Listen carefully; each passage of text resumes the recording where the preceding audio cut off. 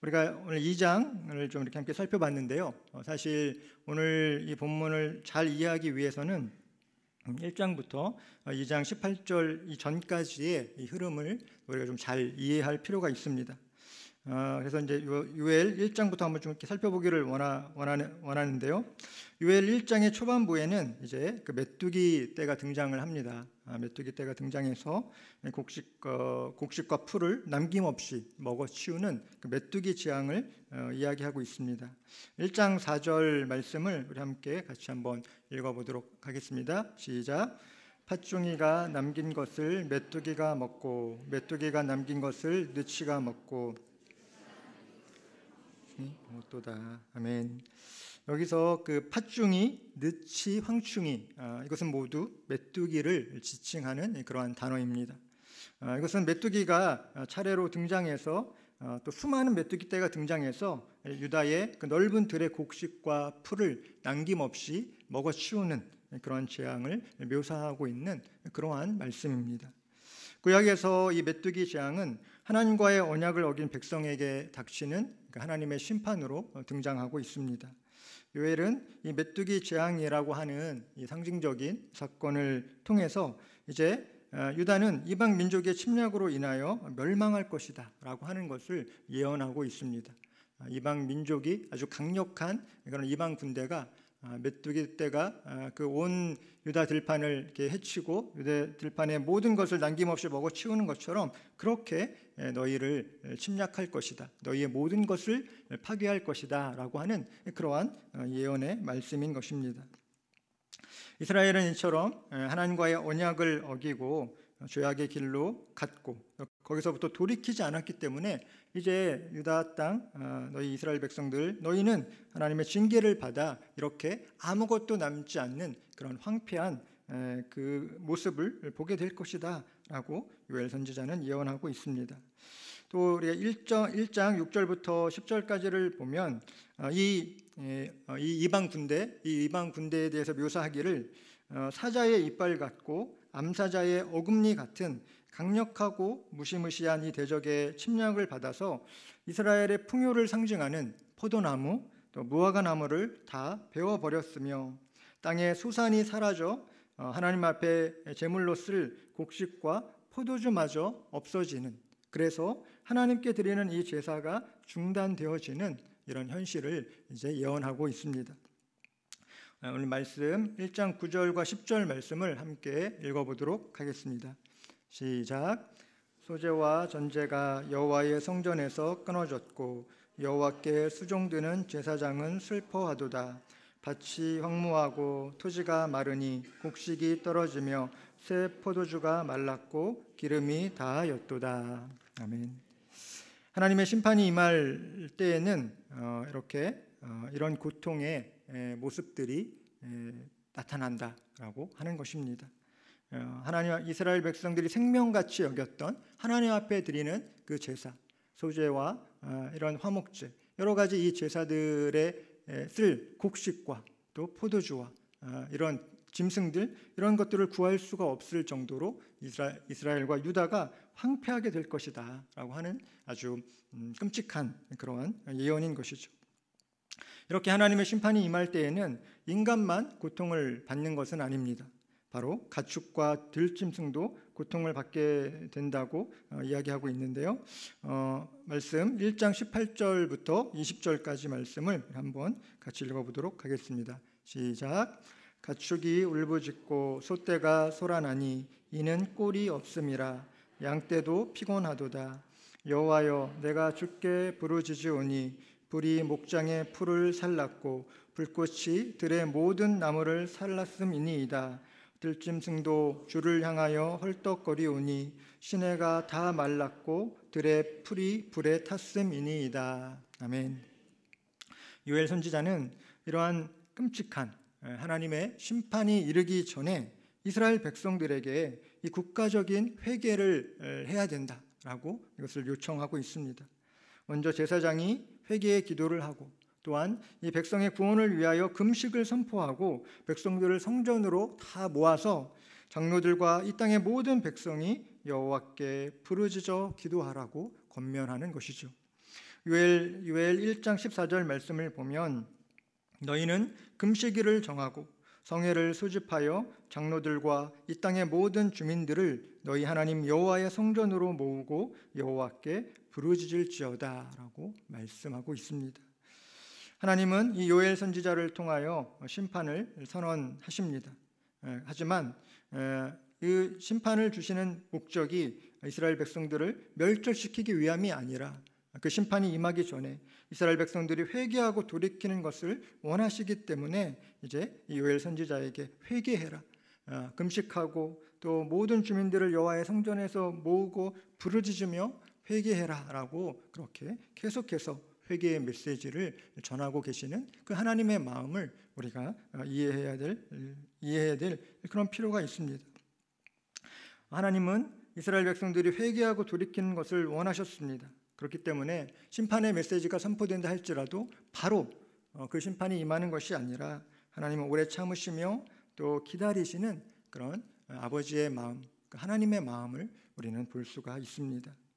그러나 그 하나님의 기다리시는 그 시간이 모두 지나고 이제 하나님의 심판이 임하면 그때의 심판은 아주 철저하고 또 인간이 감당할 수 없을 정도의 고통스러운 것임을 오늘 본문은 우리에게 말씀해주고 있습니다. 하나님의 은혜가 심판으로 바뀌면 우리가 느끼고 우리가 즐거워하던 그 기쁨과 즐거움은 한순간에 통곡으로 변한다라고 하는 것을 우리는 잊지 말아야 할 것입니다. 하나님을 외면하고 죄에 빠진 채 우리가 이 영적인 분별력을 잊어버리고 살면 이 유다 백성들처럼 결국은 심판의 날을 맞이하게 된다라고 하는 것이 오늘 이 본문을 통해 또 우리에게 주시는 그런 하나님의 음성인 것입니다. 그러므로 저와 여러분, 우리는 우리의 삶 속에서 항상 나 자신의 영적인 상태가 지금 어떠한가를 하나님의 말씀에 비추어서 살펴보고 또 내가 지금 죄악의 늪에 빠져 있지는 않은가, 나 자신을 살피고 또 근신하여 깨어 있어서 우리가 돌이켜 회개하며 하나님의 은혜와 긍휼을 구하는 그러한 자세가 우리에게 필요할 줄로 믿습니다. 화려함과 풍요로움이 주는 그런 시대를 우리는 살아가고 있습니다. 하지만 이 화려함과 풍요로움이 우리에게 가져다주는 이 즐거움 가운데 우리가 살아간다 할지라도 하나님이 없는 인생은 결국 파멸과 재앙뿐임을 우리는 깨달아야 할 것입니다.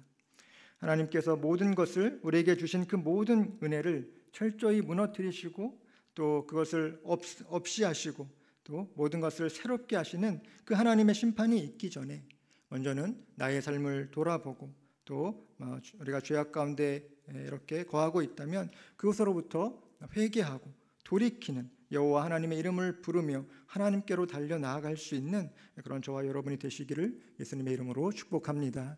아멘. 이러한 하나님의 심판 메시지를 요엘이 전하는 동시에 요엘은 또 계속해서 이제 너희가 주님께 돌아가야 한다라고 외치고 있습니다. 비록 유다가 처한 이 상황은 아주 또 암울한 또 희망이 없어 보이는 그러한 상황이지만 아직 하나님께 회개하고 또 그들의 죄를 용서받을 기회가 남아 있다라고 하는 것이죠.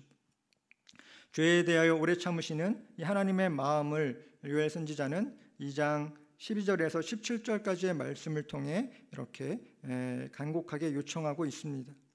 2장 12절 말씀을 보면 여호와의 말씀에 너희는 이제라도 금식하고 울며 애통하고 마음을 다하여 내게로 돌아오라 하셨다라고 하는 그 하나님의 음성을 선지자가 들은 이 하나님의 말씀을 이스라엘 백성들에게 전하고 있습니다. 이것은 마치 집 나간 탕자를 기다리는 그 아버지의 마음과 같이 하나님은 이제라도 이스라엘 백성들이 그들의 죄에서 돌이켜 회개하고 또 하나님께로 돌아오기를 기다리고 계신다는 것입니다. 또 13절에서는 너희는 옷을 찢지 말고 마음을 찢고 너희 하나님께로 돌아오라라고 말씀하고 있습니다. 너희는 옷을 찢지 말고 마음을 찢으라라고 하는 것입니다. 이것은 당시 이스라엘 백성들의 형식적인 신앙을 비판하는 그러한 메시지입니다. 이스라엘 백성들이 하나님 앞에 회개한다고 하면서 죄를 뿌리고 그들의 옷을 찢고 그들이 하나님 앞에 회개한다고 하지만 실상은 무엇을 회개해야 하는지도 모른 채 무엇이 잘못되어 있는지도 모른 채 종교적인 형식만을 추구하며 중언부언하는 그 모습을 요엘 선지자가 보면서 그게 아니다. 지금 너희가 회개하는 그 모습은 하나님께서 받으시는 그러한 회개가 아니다. 너희가 지금 하나님을 떠나 살아가고 있는 그 모습을 회개하고 돌이켜야 한다라고 하는 그 말씀. 그래서 옷을 찢지 말고 너희 마음을 찢고 너희 하나님께로 나아오라라고 선지자는 강력하게 외치고 있는 것입니다. 이처럼 마음을 찢는 회개는 내가 정말 하나님 앞에 범죄했다라고 하는 것을 하나님께서 깨닫게 해주실 때, 또 우리의 죄를 하나님께서 생각나게 해주실 때, 그때만 이 마음을 찢는 회개가 가능한 것입니다. 우리가 내 죄를 바라보며 애통해하고 또 통곡하며 상한 심령을 가지고 하나님 앞에 나아오는 이 회개를 하나님은 받아주시겠다라고 약속하고 계십니다. 우리가 이렇게 마음을 찢는 그런 진정한 회개와 돌이킴의 모습으로 하나님 앞에 나아간다면 하나님은 우리를 어떻게 받아주실까요? 우리 함께 2장 13절 말씀을 다시 한번 읽어보도록 하겠습니다. 시작. 너희는 옷을 찢지 말고 마음을 찢고 너희 하나님 여호와께로 돌아올지어다. 그는 은혜로우시며 자비로우시며 노하기를 더디하시며 인애가 크시사 뜻을 돌이켜 재앙을 내리지 아니하시나니. 아멘. 여기서 말하는 금식하는 것, 애통하는 것, 또 마음을 찢는 것, 이런 표현은 나의 죄를 기억하고 회개하며 또 죄로부터 완전히 돌아서는 것을 의미하는 것입니다. 요엘 선지자는 우리가 진정으로 회개한다면 은혜롭고 또 자비롭고 노하기를 더디하시는 하나님께서 그분의 뜻을 돌이키셔서 재앙이 아닌 복을 너희에게 내려주실 줄 누가 알겠느냐, 어서 회개해라 라고 하는 이 메시지를 계속해서 이 유다 백성에게 전하고 있는 것입니다. 이처럼 저와 여러분이 죄를 지었다면, 우리가 날마다 죄를 짓지만 그러나 정말 하나님 앞에 우리가 너무 참 부끄러운 그런 죄악이 다른 사람은 몰라도 또 하나님이 보고 계시는 그러한 우리 안에 정직하지 못한 그러한 죄악이 있다면 이 시간 하나님의 성품에 기대어 하나님의 용서와 긍휼을 구하는 그런 우리의 모습이 있기를 원합니다. 전쟁과 심판의 나팔이 울리기 전에 우리가 회개의 나팔을 불며 하나님 앞에 우리의 마음을 찢고 회개하며 하나님의 긍휼을 얻는 은혜가 우리 모두에게 있기를 예수님의 이름으로 축복합니다. 아멘. 여기까지가 이제 오늘 그 본문이 시작되는 2장 18절 그 이전의 배경입니다. 18절 이전에는 심판과 또 회개를 촉구하는 또 그러한 메시지가 주를 이루었다면 이제 오늘 본문이 시작되는 2장 18절 이후에는 분위기가 이렇게 좀 전환되는 것을 우리가 볼 수 있습니다. 이스라엘이 하나님께 돌아오면 어떻게 회복될 것인가? 하나님은 어떻게 너희를 회복시켜 주실 것인가에 대해서 하나님이 말씀하고 계시는데요. 우리가 이제 그 내용을 살펴보면서 더 영적인 그런 은혜를 교훈을 나누고자 합니다. 우리가 하나님 앞에 돌아갈 때에 우리가 회개하고 하나님께 돌이키면 하나님은 우리를 불쌍히 여기시고 우리의 기쁨과 즐거움을 회복시켜 주십니다. 하나님께 돌아오면 불쌍히 여김을 받고 우리의 기쁨과 즐거움이 회복된다는 것을 여러분 믿으시기를 바랍니다.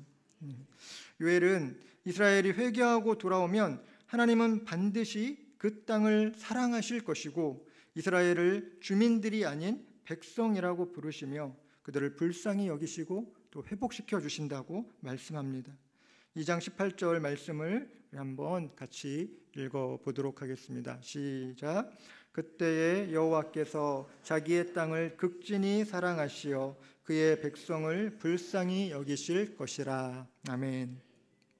그때 여호와께서 자기의 땅, 이스라엘 유다 백성들이 거하고 있는 그 땅을 극진히 사랑하시어 그 백성을 불쌍히 여기신다고 말씀하고 있습니다. 여기서 말하는 그때란 바로 이스라엘 백성이 돌이켜 하나님께 나아올 때에 하나님께서 회복의 은혜를 베풀어 주시는 바로 그때를 의미하고 있습니다. 하나님은 회개하며 돌아오는 유다 백성들을 극진하게 사랑하시며 그 백성을 불쌍하게 여겨 주실 것입니다. 뿐만이 아니라 그들이 잃어버렸던 그 땅의 축복, 그 소산의 풍성함을 회복하도록 하실 것이고, 또 모든 대적들의 손으로부터 그 백성을 보호하시며 또 자유롭게 해주실 것이다라고 이 말씀을 통해 이렇게 우리에게 그 말씀을 전해주고 계신 것을 우리는 볼 수 있습니다. 지금 이 상황, 유다 백성이 처한 이 상황은 메뚜기 떼가 휩쓸고 지나가 풀 한 폭이 남아있지 않으며 하나님 앞에 드려질 소재와 전제마저 끊어진 그러한 이 황폐한 땅일지라도 하나님은 그 땅을 회복시켜 주시고 곡식과 새 포도주와 기름을 허락해 주신다는 것입니다. 유다 백성들은 이로 말미암아 하나님 앞에 다시금 기쁨과 즐거움과 또 만족을 회복하게 될 것을 이야기하고 있습니다. 21절 말씀을 보면 땅이여 두려워하지 말고 기뻐하며 즐거워할지어다 여호와께서 큰 일을 행하셨습니다 라고 말씀하고 있고, 23절에는 시온의 자녀들아 너희는 너희 하나님 여호와로 말미암아 기뻐하며 즐거워할지어다 라고 말씀합니다. 하나님은 이른 비와 늦은 비를 적당하게 주셔서 이스라엘에 다시 한번 그 풍요한 그런 곡식을 얻도록 할 것이고, 또 메뚜기 떼로 입은 그 피해를 입은 횟수대로 다시 갚아주시겠다라고 약속하고 있습니다. 유다 백성이 온전하게 회개하며 이방 민족의 침략으로 인해 당하게 될 그 수치와 재앙을 피하도록 해주시겠다라고 하는 그런 약속의 말씀인 것입니다. 여러분, 유다 백성이 요엘 선지자의 이러한 심판과 또 회복의 메시지를 듣고 회개하며 하나님 앞에 돌이켰을까요? 돌이켰습니까? 그렇지 않았습니다. 불행하게도 그들은 그 죄로부터 돌이키지 않았습니다. 유다 백성은 하나님의 말씀을 듣고도 회개하지 않았고 요엘 선지자를 통해 경고하신 그 하나님의 징벌에 대한 심판을 그대로 당했습니다. 요엘 선지자를 통하여 주신 이 하나님의 심판 예언은 이 유다 민족의 역사를 통해서 성취되었지만 그것으로 끝난 것이 아니다라고 하는 것을 우리는 기억해야 합니다. 이 말씀은 오늘날에도 여전히 유효하며 오늘날 하나님의 백성이 된 모든 나라와 민족들에게 똑같이 적용되어지는, 우리에게 똑같이 적용되어지는 살아있는 하나님의 말씀인 것을 여러분 잘 기억하시기를 바랍니다. 요엘 선지자가 강조해서 말하고 있는 이 여호와의 날, 이 마지막 때에 이루어질 이 여호와의 날은 하나님을 대적한 자들에게는 심판과 재앙의 날이 될 것이지만 신실한 하나님의 백성에게는 구원의 날이 될 것임을 여러분 기억하시고 우리가 여호와의 날을 준비하고 깨어서 이 날을 우리가 준비할 수 있는 그러한 저와 여러분 되어주시기를 예수님의 이름으로 축복합니다. 아멘. 두 번째로 우리가 그 하나님께 돌이키고 또 회개하고 돌아오면 오늘 본문에서 그 돌아오는 이들에게 성령의 충만함을 부어주신다고 오늘 본문은 말씀합니다. 요엘 선지자는 이 회복의 날, 여호와의 날, 그때에 받게 될 이 영적인 충만함에 대해서 이렇게 이야기합니다. 내가 내 영을 만민에게 부어주리니 라고 하는 것입니다. 구약에서 이 기름 부음으로 상징되어지는 성령의 임함은 하나님께서 그들을 구별하여 부르셨음을 확증해 주는 그러한 표징이었습니다. 다윗도 사무엘로부터 이 기름 부음을 받았던 것을 우리는 기억합니다.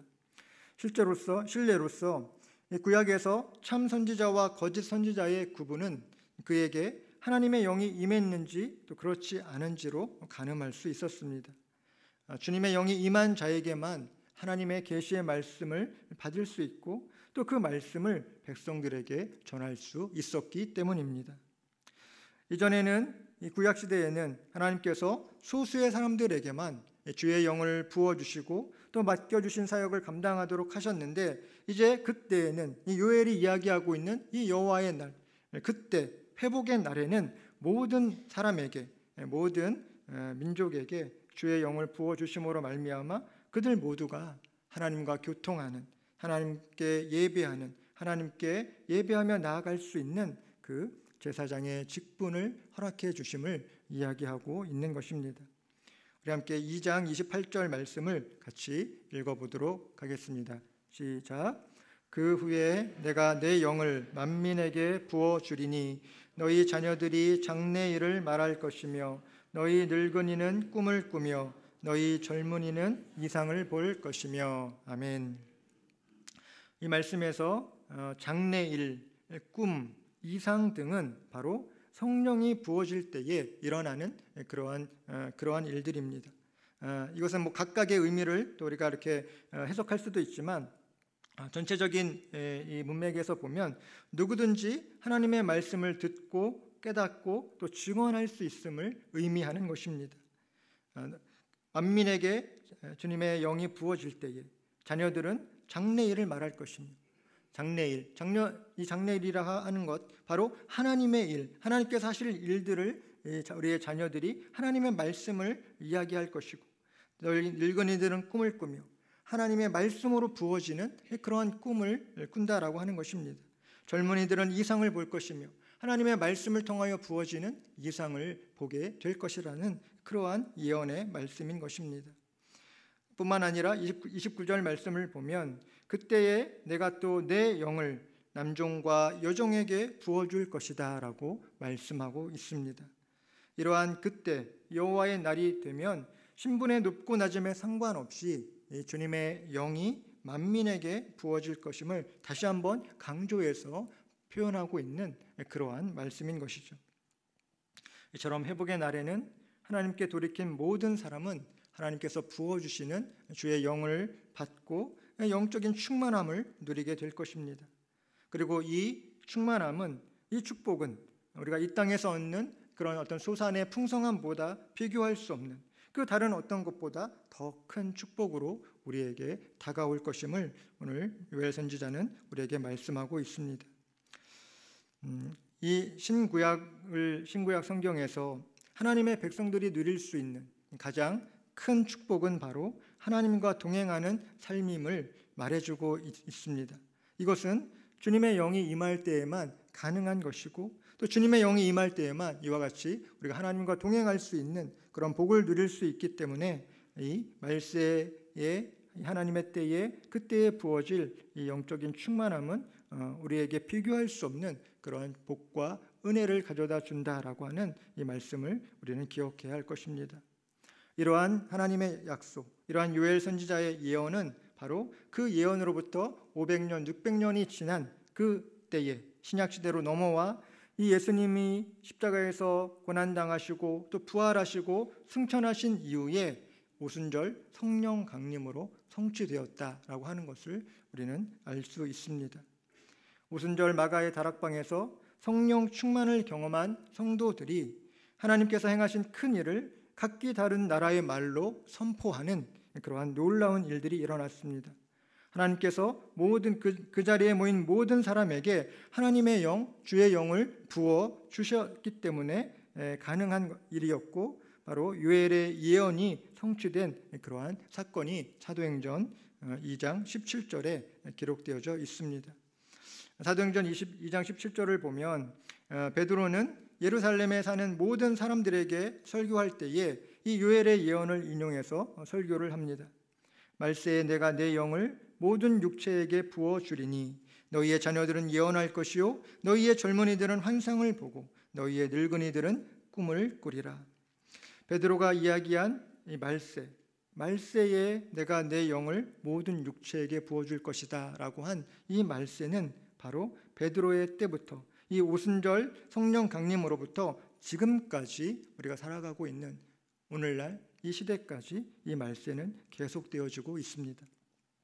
예수님의 초림과 예수님의 재림 사이에 걸쳐 있는 이 시간을 우리가 말세로 이렇게 표현할 수가 있다라고 하는 것이죠.